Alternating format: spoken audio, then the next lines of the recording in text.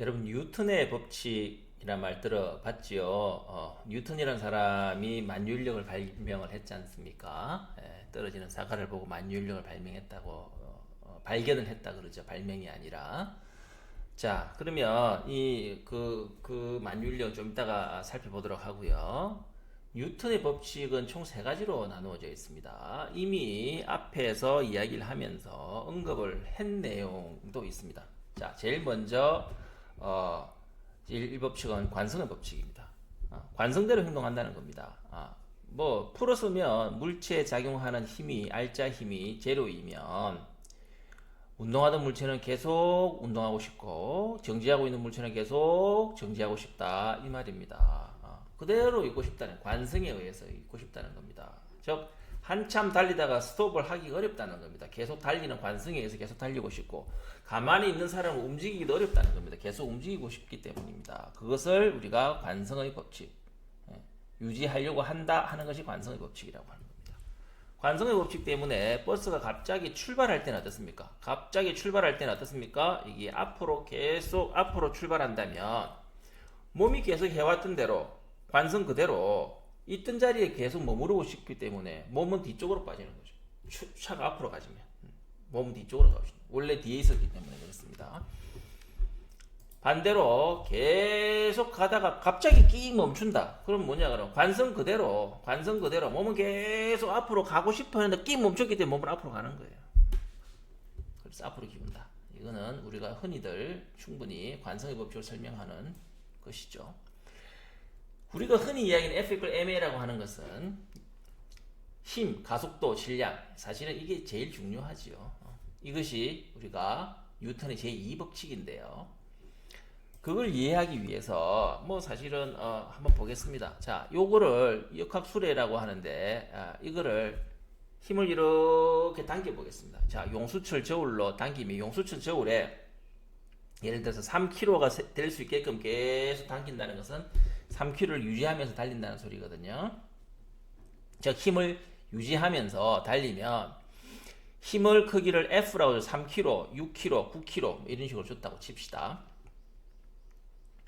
3kg force, 6kg force, 뭐 9kg force 이런 식으로 줬다라고 하면 여기에 있어서의 속도는 어떻습니까? 속도는 힘을 많이 주면 많이 준 대로 속도가 점차 더 빨라지더라는 것을 확인했습니다.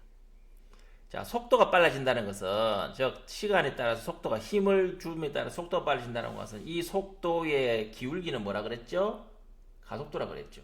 다시 말해서 첫 번째 힘 3km, 6km, 9km에 따른 가속도는 1배, 2배, 3배가 되더라는 겁니다. 그렇게 우리가 즉 다시 말해 기울기가 1, 2, 3이 되더라는 거예요. 기울기가 1배, 2배, 3배가 되더라는 거예요. 즉 힘을 3배로 하면 가속도도 3배가 되더라는 것을 확인할 수 있습니다. 힘과 가속도는 비례하다는 걸 확인할 수 있습니다. 그 다음에 힘은 똑같은 힘을 줬는데 거기에 질량을 여기에는 질량을 안 줬고 그러니까 질량을 예를 들어서 도르래의 무게만큼만 줬습니다. 저 차의 무게만큼만 줬습니다. 예를 들어서 200g 얘는 200g Q를 달아서 400g, 600g 이런 식으로 준 거죠. M, 2M, 3M을 줬습니다. 자, 무게가 무거울수록 힘은 똑같이 줬는데 무게가 무거울수록 어때요? 움직이면 어때요? 움직이면 점점 낮아지더라는 거예요. 다시 말해서 이 속도가 무게를 점차 많이 줄수록 속도는 자꾸 떨어지더라는 거예요. 속도는 떨어지더라는 거예요.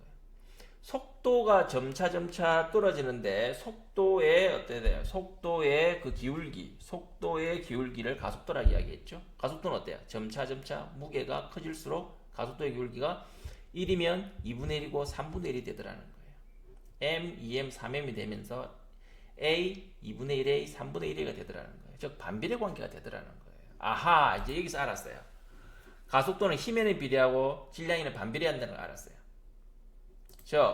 이게 뉴턴의 제2법칙입니다. 가속도는 힘에는 비례하고 질량에는 반비례하더라. 즉 가속도라고 하는 것은 움직임이라고 보면 되겠죠. 물질의 움직임의 변화라고 보면 되겠죠. 그것은 힘이 크면 클수록 움직임이 많고 빨라지고 질량이 크면 클수록 움직임이 작아지더라 이렇게 이해하면 되겠죠. 그런데 우리는 A는 M분의 F 이렇게 안 외우고 F는 MA라고 외웁니다. 이게 훨씬 외우기가 쉽죠. 그래서 F equal MA입니다. 그런데 사실은 F equal MA라고 하는 것은 방향까지 F도 벡터량이고 A도 벡터량이니까 사실은 방향까지 이렇게 해주는 것이 정상이지요. 즉 F는 이 방향으로 주는데 방향은 저 방향으로 가지 않더라는 거예요. 힘의 방향과 움직임 방향 같더라는 것을 확인하고 넘어가야 됩니다. 자, 그런데 우리가 이 F라고 하는 단위를, 자, 질량의 단위는 킬로그램이지요. 이것도 잘 알아두세요. A, 가속도의 단위는 미터 퍼 세컨드 제곱시거든요. 즉, 그럼 두 개 곱하면 1kg, 1m per 세컨드 제곱 이렇게 된다는 것이죠. 그러면 킬로그램, 미터 per 세컨드 제곱, 이 단위를 너무 복잡죠. 그래서 그걸 간단하게 이걸 누가 발명했다? 뉴턴이 발명했죠. 그래서 뉴턴이라고 1뉴턴이라고 우리는 정의를 합니다. 즉 1kg의 물체를 그 다음에 1m per 세컨드 제곱수로 가속시키는 힘 A가 1m per 세컨드 제곱이다. 즉 다시 말해서 1초 뒤에 정지에 있던 물체가 1초 뒤에 1m per second가 된다는 것은 가속도는 1m per second 제곱이거든요. 즉 V2 마이너스 그러니까 V 마이너스 그러니까 델타 V분의 델타 T라고 하게 되면 그죠? 델타 V는 0에서 1이니까 1이고 델타 T도 1초 뒤니까 1이면 1m per second 제곱이 되거든요. 자, 그래서 질량 1kg 여기서 질량이 1kg이고 그 다음에 가속도가 1m per second 제곱수로 되면 이 힘을 우리는 뭐라고 정의를 한다? 이 힘을 뭐라고 정의를 한다? 1N이라고 1N이라고 정의를 합니다. 즉 1N은 1kg 곱하기 1m per second 제곱 즉 1kg 점 미터 per second 제곱. 너무 어렵죠? 그래서 이것을 전부 다 뉴턴이라고 한다. 잘 알아두세요.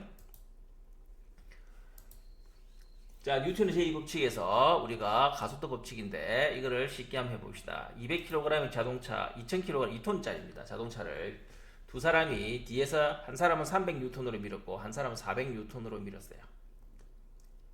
근데 자동차에서 마찰하는 마찰력은 600N이에요. 마찰력은 뭐예요? 이쪽의 움직임을 방해하는 반대 방향으로 항상 작용을 하거든요.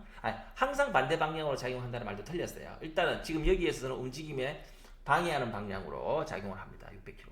만일에 300, 400인데 마찰력이 700으로 작용했다라고 하면 얘는 뒤에서 힘이 밀었지만 움직이지 않았습니다. 그런데 마찰력이 600이었습니다. 근데 뒤에는 700으로 밀었죠. 알짜 힘은 700이었어요.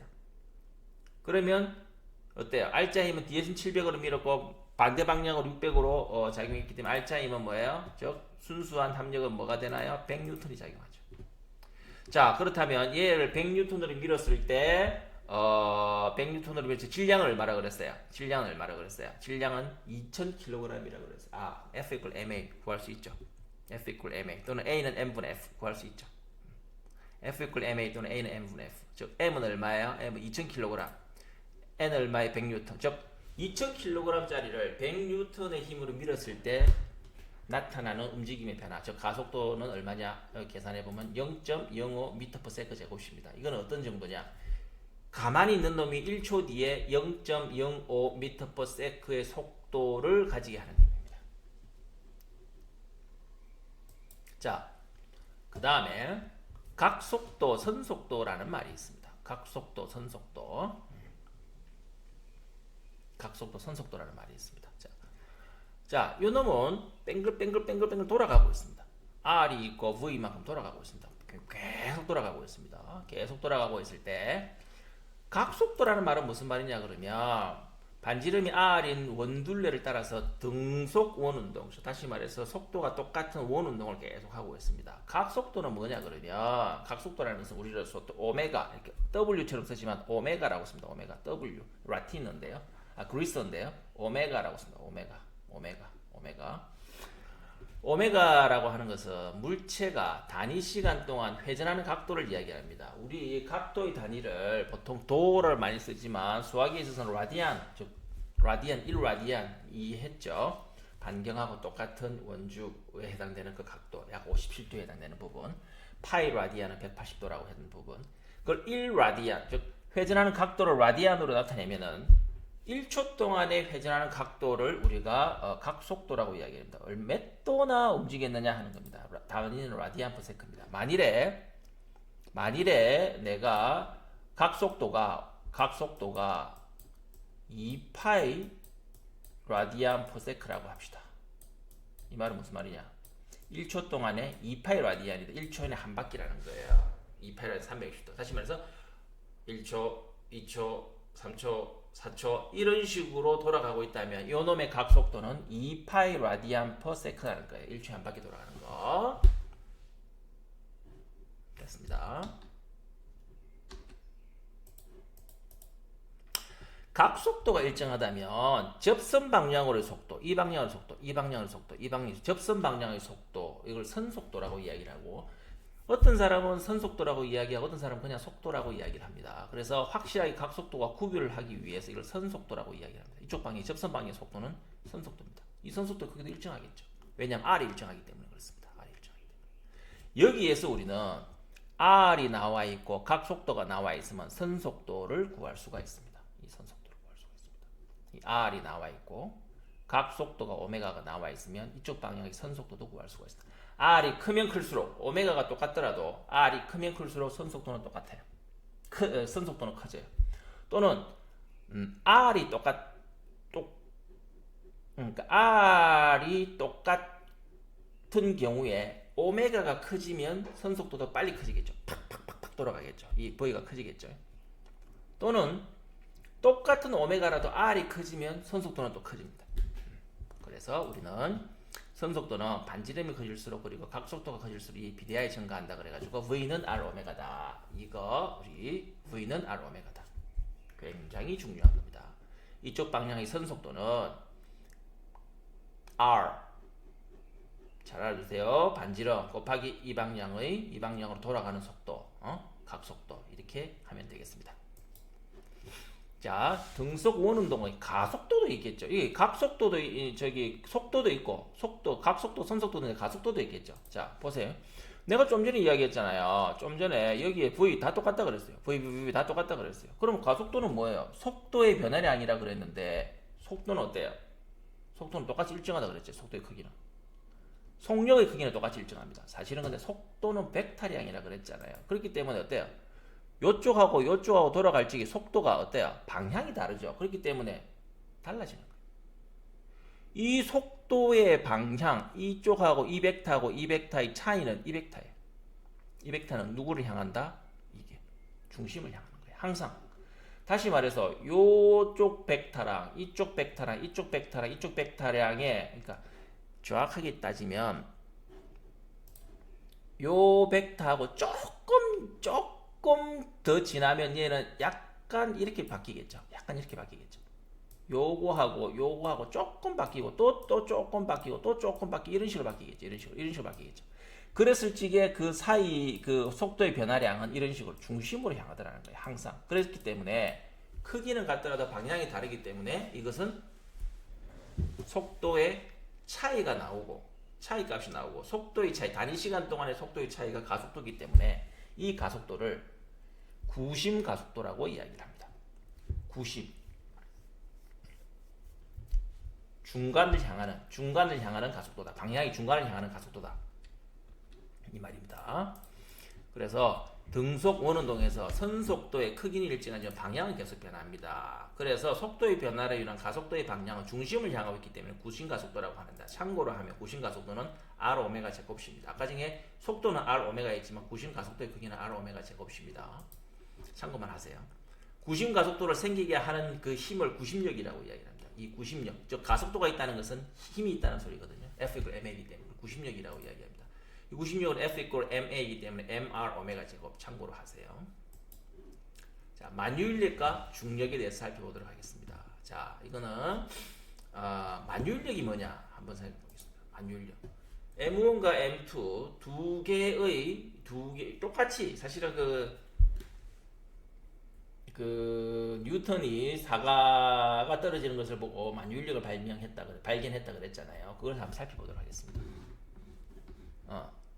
사과가 가만히 있는데 사과가 뚝 떨어져요.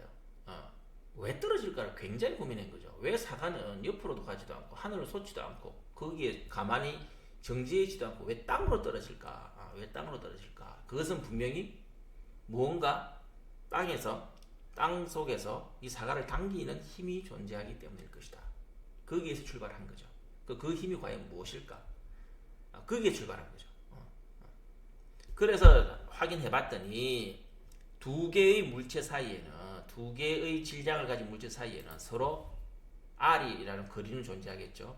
그 R을 떨어져 있는 두 개의 물체 사이에는 항상 힘이 존재하더라는 거예요. 서로 당기는 힘이 존재하더라는 거예요. 그래서 질량을 가진 두 물체 사이에 작용하는 인력을 만유 인력이라고 이야기를 하고요. 그것은 이렇게 됐습니다. 그 힘은 그 두 개의 곱에 비례하고, 즉 다시 말해 질량이 곱에 비례하고, 즉 이 질량이 크면 클수록, 한 질량이 크면 클수록 이 힘이 커진다는 거예요. 곱에 비례하고, 그 다음에 이 거리의 제곱세 반비라는 거예요. 그 거리가 커지면 커질수록 그 둘 사이에 작용한 힘은 아주 짧아지는 거예요. 작아지는 거예요. 그래서 힘의 곱에 비례하고, 그 다음에 반경의 제곱세 반비례한다. R 제곱분의 M1 곱하기 M2가 되는 것이죠. 그래서 요거는 그냥 비례상수로, 그냥 G는 비례상수로 그냥 어떤 상수값을 집어넣었습니다. 그렇게 했을 적에 요 값을 집어넣어보고, 요 값을 집어넣어주고, 요 값을 집어넣어보고, 요 값을 집어넣었을 적에 그 두 개를 일치시키기 위해서는 어떤 값이 존재해야 되겠죠. 그래서 그 값을 구했더니 만유인력 상수가 되겠습니다. 만유인력 상수는 굉장히 작은 수일 겁니다.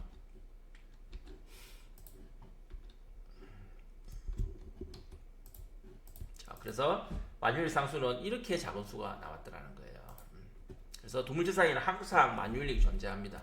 여러분과 친구 사이에는 만유인력이 존재하고, 이 물체와 이 물체 사이에도 만유인력이 존재합니다만은 만유인력 상수가 너무 작기 때문에 사실 실제로는 못 느낍니다. 사실은.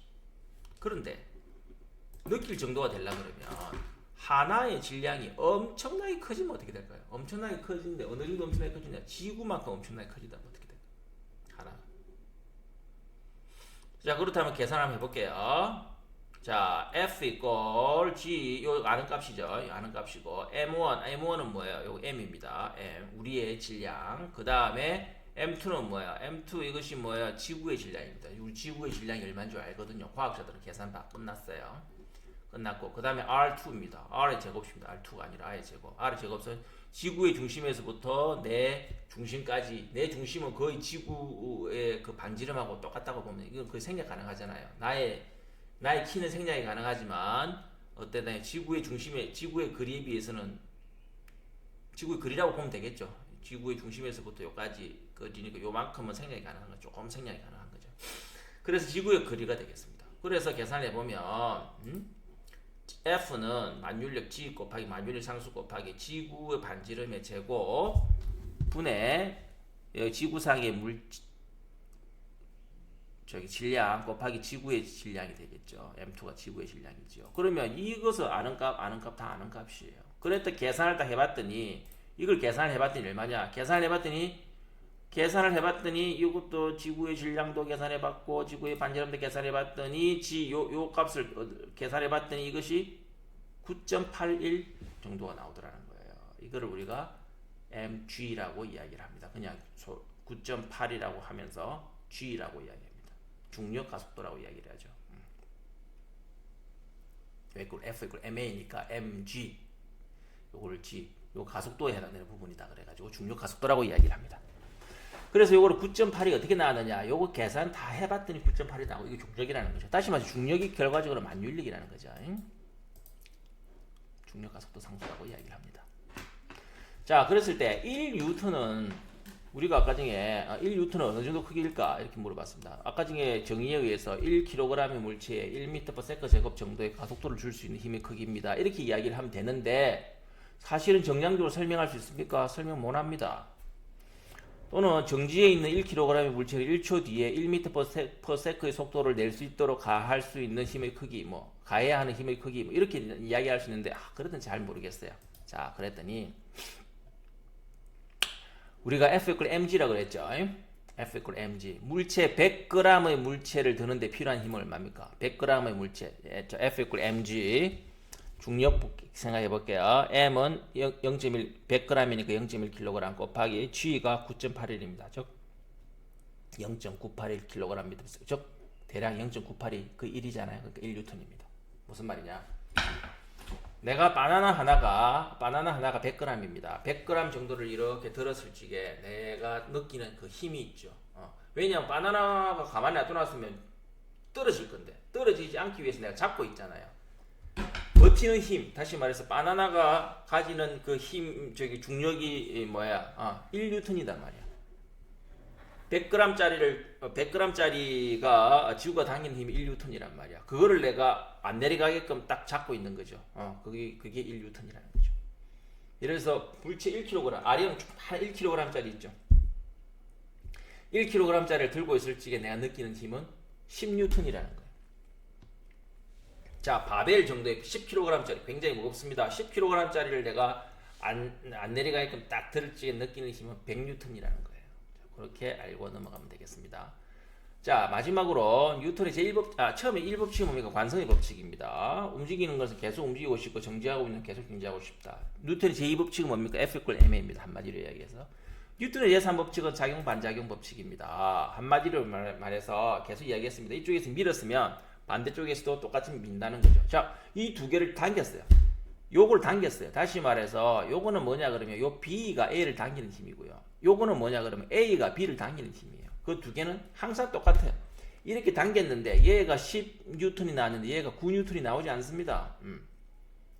얘가 딱 끌어가지고 움직이지 않는다 그러면 만일에 요가 요렇게 딱 대고 있는데 약속해서 야 더 당기지 마 힘을 딱 당기고 있으면 10N 됐어요. 근데 얘가 줄다리기 하듯이 확 당겼어요. 그럼 예를 들어서 얘가 10N이면 얘가 15N을 확 당겼어요. 그럼 어떻게 되나요? 얘가 안 움직이려 그러면 얘도 힘을 꽉 잡고 있으면 안 움직입니다. 얘도 15N입니다. 그런데 얘가 갑자기 15N 당기고 그대로 10N이라 그러면 어떻게 되나요? 5N이 알짜 힘이 작용하죠. 이쪽으로 가는 거예요. 같이 움직이는 거예요. 같이 움직임이 없다면 이 두 개는 항상 같은 값을 가진다. 그래서 작용 반작용 법칙이라는 겁니다. 물체 A가 물체 B에 힘을 가하면 동시에 B도 A에 같은 힘으로 반대 방향으로 힘을 가한다는 겁니다.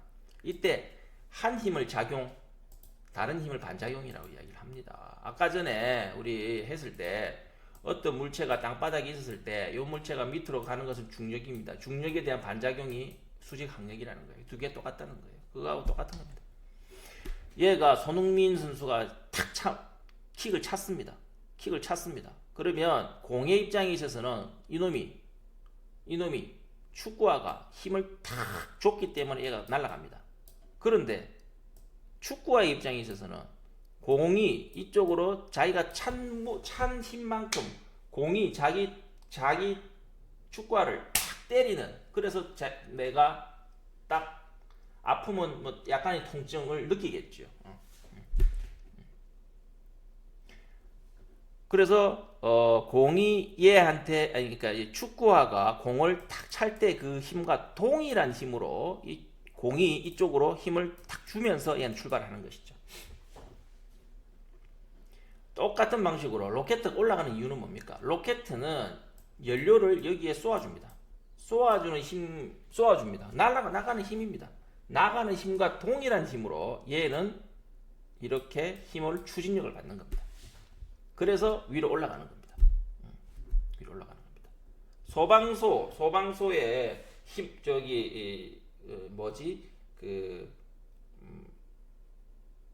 소방 호스에 딱 잡고 있습니다. 그런데 갑자기 물을 확 틀었어요. 그 물이 앞으로 탁 튀어나가죠. 사람은 어떻게 됩니까? 사람 뒤쪽으로 빠져나갑니다. 물이 앞으로 탁 나가는 만큼 자기는 나가는 힘에 의해서 자기는 뒤쪽으로 빠져나갑니다. 이런 식으로. 작용 반작용 법칙에 해당되는 부분입니다. 자, 일가 에너지, 운동 에너지 부분입니다. 이 부분 배워보겠습니다. 물체에 힘이 작용해서 물체가 힘의 방향으로 이동하였다라고 했을 적에 물체에 힘이 작용하였다고 하면, 예를 들어서 나는 자 여기가 얼마짜리냐? 여기가 1kg짜리야. 1kg짜리를 들고 있었어요. 1kg짜리를 들고 있었어요. 가만히 들고 있었어요. 그러면 나는 아무런 힘은 10N의 힘을 작용하고 있게, 1kg짜리니까 10N의 힘, 다시 말해서 중력이 10N 정도를 작용하고 있으니까 10N의 힘 내 팔에서 작용하고 있죠. 힘은 쓰고 있습니다만 움직이지 않았기 때문에 일을 하지 않았어요. 그런데 내가 이거를 1m를 올렸어요. 이렇게. 그러면 나는 그 힘을 가지고 움직였기 때문에 일을 했다라고 이야기를 합니다. 그래서 일을 어떻게 했느냐? 일은 항상 힘 곱하기 한 거리가 되겠습니다. 힘 곱하기 한 거리가 일을 했다라고 이야기를 합니다. 즉 10N을 1m 일을 했다 그러면 10N 곱하기 1m 그걸 우리가 일을 했다라고 이야기를 합니다. 그걸 줄이라고 이야기를 하거든요. 줄, 뉴턴, 그리고 미터 하면은 단위는 줄이 나옵니다. 줄이라고 있습니다. 줄, 뉴턴, 1뉴턴을 1m 움직였다라고 하면 1줄입니다. 10뉴턴을 1m 움직였다라고 하면 10줄이고요. 1뉴턴을 10m 움직였다 해도 10줄이 되겠습니다. 자, 그래서 이 말은 같은 거리를 이동하더라도 2배의 힘이 들었다라고 하면, 거리가 같더라도 힘이 2배 들었다라고 하면 2배 일을 한 것입니다. 또는 같은 힘을 들었다 손치더라도 거리를 3배 이동하였다 하면 3배 일을 했다는 것을 이야기하고 있습니다. 자, 그런데 정지에 있던 물체가 질량이 힘을 받아 속도가 V가 되었습니다. 그럼 얘는 운동하고 있죠. V가 되어서 운동하고 있죠. 운동했을 시기의 이놈의 운동 에너지는 얼마냐 하면은 2분의 1 mv 제곱입니다. 2분의 1 곱하기 m 곱하기 v의 제곱, 이걸 운동 에너지라고 이야기를 합니다. 그것은 이 물체가 받은 일과 같습니다. 즉 일을 받은 만큼 에너지를 낸다는 겁니다. 또는 에너지를 받은 만큼 일을 한다는 겁니다. 같은 말입니까? 일을 받으면 얘는 에너지가 커집니다. 또는 에너지를 받으면 얘는 일을 합니다.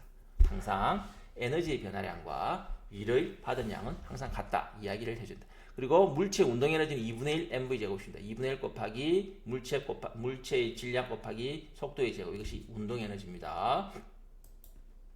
그 다음에 에너지는 운동 에너지, 그 다음에 포텐셜 에너지로 나눠지는데요. 포텐셜 에너지를 위치 에너지라고 예전에는 표기를 했는데 요즘은 포텐셜 에너지라고 이야기를 해요. 자, 요 사람이 여기 있다가 M이라고 하는 물체가 중력이 mg를 작용하죠. 그런데 내는 이때까지 H만큼 위에 올렸어요. 그럼 얘는 얼마만큼 일을 했죠? 자, mg 곱하기 거리, 항상 힘 곱하기 거리죠. H죠. 그래서 mgH라는 질량이 M인 중력의 크기는 mg인 물체를 지면으로부터 높이 h만큼 들어 올리는데 필요한 일은 mg 곱하기 높이 mgH가 되겠죠. 요거를 mgH를 뭐라고 하느냐? 이것을 우리가 중력 포텐셜 에너지라고 이야기를 합니다. 또는 위치 에너지라고 이야기를 합니다. 그래서 이만큼 우리가 h만큼 들어 올렸기 때문에 얘는 에너지를 가지고 있는 거예요. 에너지를 가지고 있기 때문에 이 에너지 일을 할 수가 있죠. 어떤 일을 할 수 있어요? 툭 떨어지는 일을 할 수가 있는 거죠. 이만큼 일을 해줄 수 있는 거죠. 에너지가 높다는 거죠.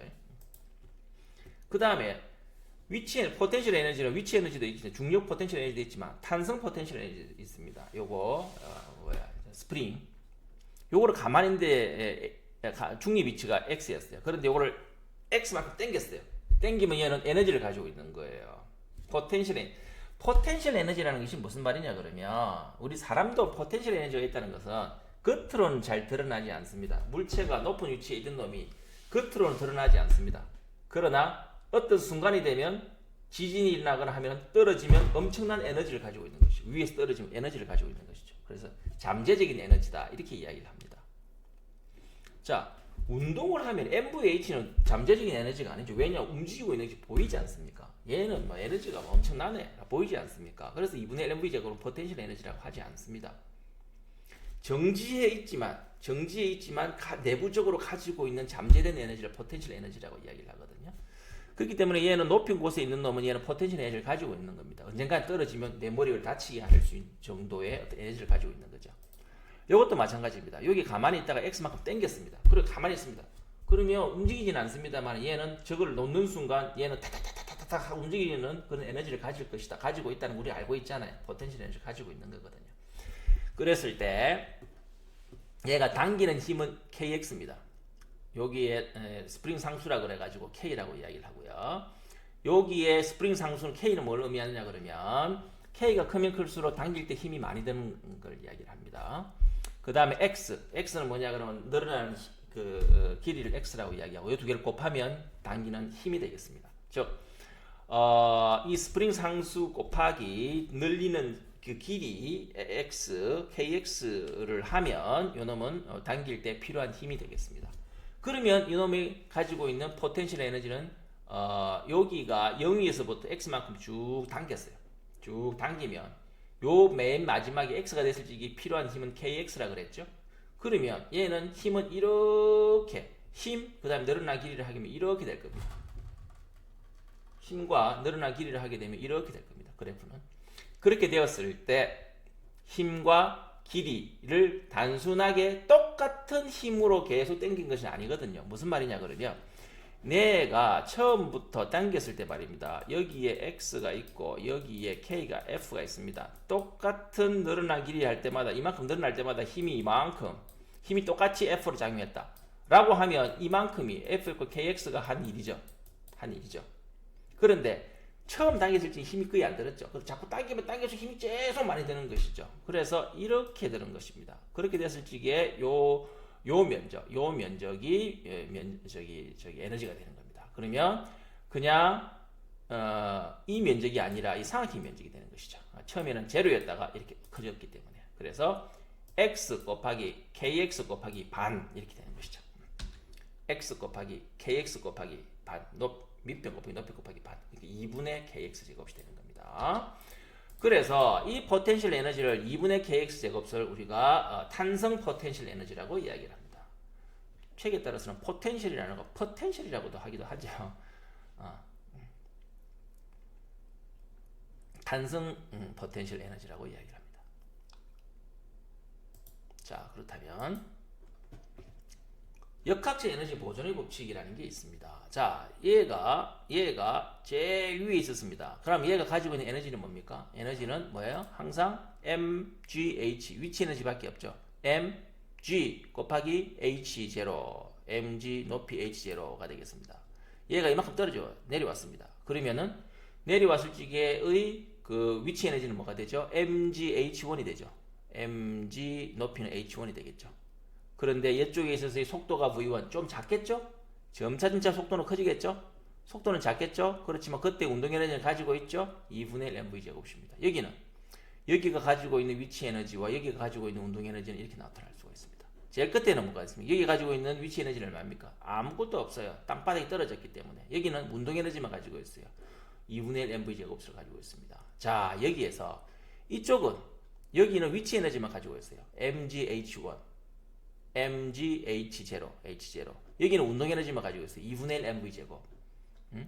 그래서 제일 높은 곳에서의 위치 에너지는 제일 밑에 떨어졌을 적의 운동 에너지와 같아요. 근데 중간점에 있어서도 어느 정도의 위치 에너지와 어느 정도의 운동 에너지를 다 가지고 있어요. 어느 정도의 위치 에너지와 그쪽에 있어서 높이 H2에 있어서 높이의 위치 에너지와 그 다음에 그쪽에 있어서의 V2에 해당되는 부분에 있어서의 운동 에너지, 그 두 개의 합은 항상 일정하다는 거예요. 운동 에너지와 위치 에너지 합은 항상 일정한데 여기는 운동 에너지가 제로고 여기에는 위치 에너지가 제로입니다. 그래서 그 역학적 에너지는 항상 일정하게 보존된다는 거예요. 이것이 탄성 에너지도 마찬가지입니다. 여기에 있어서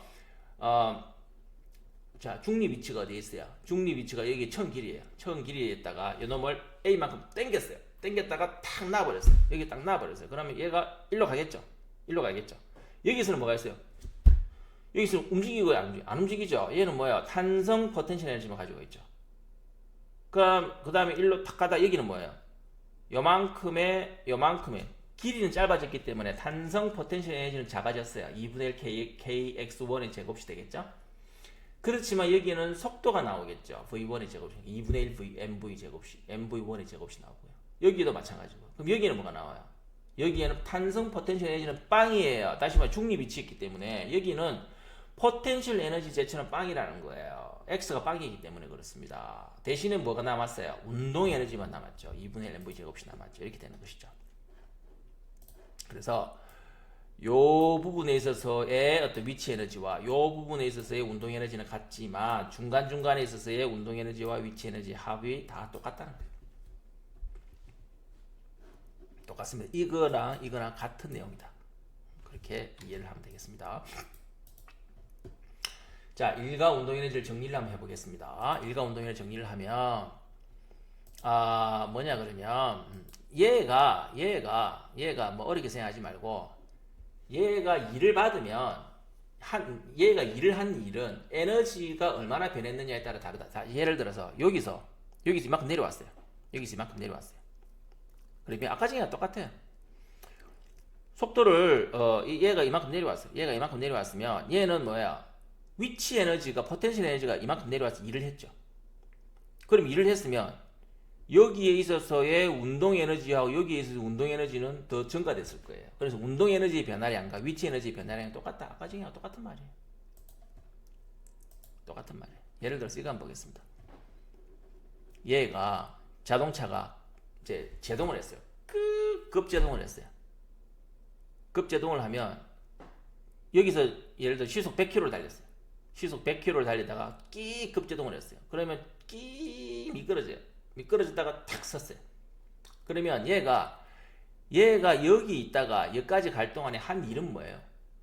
한 일은 오로지 마찰력이 반대 방향으로 이렇게 작용을 해서 끼익 선 거예요. 마찰력이 반대 방향으로 작용한 거예요. 마찰력이 반대 방향으로 작용해서. 그러면 이쪽에서 쫙 밟기 직전에 이놈이 가지고 있던 에너지는 뭐예요? 운동 에너지를 가지고 있죠. 그럼 운동 에너지가 2분의 1 mv 제곱이라는 운동 에너지를 가지고 있었을 텐데 요놈 운동 에너지는 얼마예요? 빵이었어요. 운동 에너지가 왜 빵이 됐어요? 왜 있다가 운동 에너지 변화량이 왜 이렇게 빵이 됐어요? 운동 에너지 변화량은 뭐 때문에 생겼어요? 마찰력이 한 일 때문에 생긴 거예요. 그 마찰력이 한 일은 뭐예요? 마찰력은 F 곱하기 그 다음에 F 곱하기 간 거리잖아요. 여기까지 D예요. D. 그러면 우리 이렇게 계산할 수 있는 거예요. FD는 뭐예요? 마찰력이 한 일이에요. FD. 마찰력이 한 일은 그 다음에 운동에너지 변화량. 여기에 운동에너지가 2분의 1 mv 제곱이죠. 여기는 빵이죠. 그러니까 운동에너지 변화량은 얼마예요? 2분의 1 mv 제곱이죠. 그러니까 이만큼이 있다가 빵이 됐으니까 이만큼이 운동에너지 변화량이고 이것이 마찰력이 한 일이 되겠습니다. 이렇게 단순하게 나온 거예요. 다시 말해서 이 제동 거리는 2F분의 MVF를 나누면 이렇게 되는 것이죠. 그럼 내가 물어보는 게 그거예요. D는 2F분의 MV 제곱인 거예요. 문제는 처음에 시속 100km가 됐어요. 시속 100km가 됐을 적에 그 거리는 어떻게 되나요? 거리가 시속 100km, 그 다음 시속 50km. 자, 내가 다시 물어볼게요. 시속 50km가 됐을 적에 만일에 거리가 시속 50km가 됐을 때 거리가 얼마냐 그러면은 뭐 한 30m 갔어요. 그런데 얘가 시속 100km가 됐습니다. 그러면 거리는 얼마가 되느냐 그러면 여기 어떻게 되나요? 분모의 제곱이 돼버리죠. 분모의 제곱이 됐다는 것은 이게 50에서 100 2배가 됐다는 것은 2배가 된 것의 제곱이니까 4배가 된다는 소리예요. 이 D는 4배가 된다는 소리예요. 즉 처음에 30m라 그랬나요? 아까 중에 시속 50m, 시속 50km로 쭉 달렸을 적에 이 제동 거리는 30m라고 하면 시속 100km가 되게 되면 이게 2배가 됐잖아요. 2배가 됐잖아요. 2배의 제곱인 거예요. 4배가 되는 거니까 120m를 걸어가는 120m를 끼 걸린다는 거예요. 120m를. 그래서 제동 거리는 브레이크에 작동하는 순간에 속도의 제곱세에 비례하고, 그죠? 속도의 제곱세에 비례하고, 브레이크와 지면 사이의 마찰력의 크기에, 마찰력은 어떻게 되냐? 분모에 있는 거죠. 분모에 있기 때문에 분모에 있다는 것은 반비례한다는 말입니다. 즉 마찰력이 2배가 된다는 것은 여기가 2분의 1이 된다는 것이니까 마찰력이 2배가 되면 제동거리는 반이 된다는 2분의 1이 된다는 것이고 요 놈이 2배가 된다면 제동거리는 4배가 된다는 소리예요. 그래서 제동할 때 속력이 2배, 3배 증가하면 제동거리는 어떻게 되나요? 속력이 2배 증가하면 제동거리는 어떻게 되나요? 4배가 되고 속력이 3배가 증가하면 제동거리는 어떻게 되나요? 9배가 되는 거예요. 4배, 9배가 되는 거예요. 2배가 증가하면 4배가 되고 3배가 증가하면 9배가 되는 거예요. 그래서 만일에 얘가 속력이 아까 전에 150km로 달렸다 라고 하면 아까 30이 9배가 되면 270m까지 끼 간다는 거예요. 270m. 속도가 3배가 되면 이 제동거리는 9배가 된다는 거예요. 그 다음에 마찰력이 반으로 줄면 제동거리는 어떻게 되나요? 반으로 되고 아니 마찰력이 2배, 그러니까 이 반대 방향이 되죠. 마찰력이 2배가 되면 마찰력이 커지면 제동거리는 반으로 되죠. 근데 마찰력이 반으로 감소한다. 어떨 때 마찰력이 감소합니까? 예를 들어서 살짝 얼음이 있다거나 이러면 마찰력이 반으로 되죠. 여기에 2분의 1이 되면 2분의 1분의 1이잖아요. 그죠? 여기 2분의 1이 되면 요거는 결과적으로 2가 되거든요. 2분의 1분의 1은 2가 되거든요. 분모가 2분의 1이 되면 전체적으로 2배가 되는 것이죠. 마찰력이 반으로 되면 제동거리는 2배 증가하는 것이고 마찰력이 3분의 1이 되면 제동거리는 3배 증가한다는 겁니다. 그래서 마찰력이 얼음이 되면 겨울철이 되면 제동거리는 굉장히 늘어난다는 것을 볼 수 있습니다. 그러나 무엇보다 더 중요한 것은 속도가 중요한 것이죠. 그래서 속도를 줄여서 달려야 된다는 것을 이야기를 하고 있습니다. 단진자 운동이 있습니다. 이렇게 시계추 운동, 단진자 운동입니다. 시계추 운동에서 여기에 L이고 세타고 이렇게 됐을 때 시계추 운동에서 진자가 한번 왕복하는 데 걸리는 시간을 주기라고 이야기를 합니다. 주기는 다음과 같이 이야기할 수 있습니다. 주기는 2파이분의 루트 G분의 L이라고 이야기를 합니다. 이건 뭐 그냥 알아두세요. 2파이분의 루트 G분의 L입니다. 즉 줄의 길이 2파이 G는 중력가속도거든요. L은 줄의 길이, 오로지 줄의 길이에만 관계 있다는 거예요. 즉 다시 말해서 단진자 운동에서 진자 주기는 한 바퀴 갔다가 다시 돌아올 때 걸리는 시간은 길이에만 관계가 있고 진자의 질량이나 아니면 진폭, 다시 말해서 얘를 확 많이 당겼다가 나와버리는, 아니 조금 당겼다가 나와버리는 거고 얘가 갔다가 오는 거리가 다를 것이냐. 세타를 많이 당겼다고 하면 빨리 오고 조금 당겼다고 하면 천천히 오고 이러나? 아니다는 거예요. 또 많이 당겼다 하면 한참 많이 걸리고 조금 당겼다 하면 금방 오느냐? 그것도 아니더라는 거예요. 세타 관계없이 빨리 가면 빨리 오는 것이고 천천히 가면 천천히 오는데 어쨌든 갔다가 다시 제자리로 돌아올 때까지 걸리는 시간은 똑같더라는 거예요. 질량이 1kg, 10kg이나 상관없더라는 거예요. 오로지 길이가 길면 천천히 갔다 오고 길이 짧으면 빨리 왔다 갔다 하고 요것밖에는 관련이 없더라는 거예요. 예를 들어서 질량이 2kg인 물체가 길이가 1m인 줄에 매달려서 단진자 운동을 하고 있다고 칩시다. 2kg인 물체가 길이가 1m인 물체에 매달려 단진자 운동을 하고 있다고 칩시다. 진자의 주기를 구하시오 했습니다. 그 진자의 주기를 구할 때 이것을 이렇게 많이 당기다가 넣을까 아니면 조금 당기다 넣을까 고민할 필요 없다는 거예요. 넣으면은 어떻게 되나요? t는 루트 2파이분의 루트 g분의 l. 그 2파이분의 루트 그러니까 2파이 루트 g는 9.81 그리고 l은 1이니까 그렇게 계산해 보면 대략 2초 정도가 된다는 소리죠. 그래서 1m 정도를 하게 되면 2초 있다가 이렇게 갔다가 2초 정도 걸린다는 겁니다. 단진자 운동에서 역학적 에너지 보존 법칙, 이것도 마찬가지 역학적 에너지 보존 법칙이 있습니다. 자, 여기 H, 요 높이가 H입니다. H가 있기 때문에 요 놈이 가지고 있는 위치 에너지는 얼마입니까? 요 놈을 중심으로 해서 요 놈을 우리가 빵이라고 둔다라고 하면 요 놈의 위치, 즉 지면이라고 둔다라고 하면 지면이 아니더라도 요거가 요 사이만 생각하면 되는 거죠. 여기 MGH가 됩니다. 여기가 높이가 최고죠. 높이 MGH가 되겠습니다. 다시 말해서 이놈은 포텐셜 에너지가 최고입니다. 그러다가 쭉 내려왔으면 여기까지 왔습니다. 여기까지 왔으면 이놈은 포텐셜 에너지는 최저입니다. 높이가 최저니까. 대신에 뭐가 최고입니까? 속도가 최고입니다. 그래서 포텐셜 에너지는 최저고 속도가 최고입니다.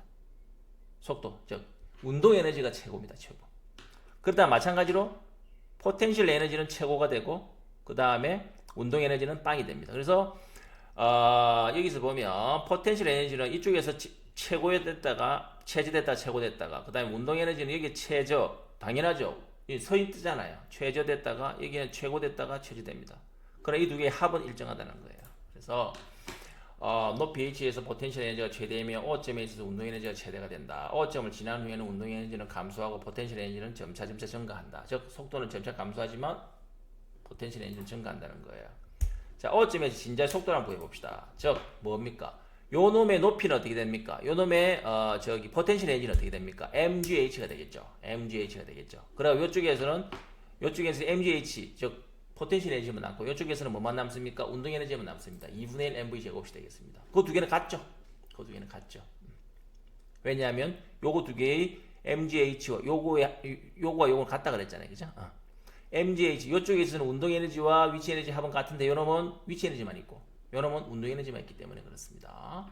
그래서 요쪽에 최고의 운동 위치 에너지와 최고의 운동 에너지는 같다. 그래서 약분하면 어떻게 되나요? V는 2 루트 2GH가 됩니다. 루트 2GH가 되겠습니다. 루트 2GH가 되겠습니다.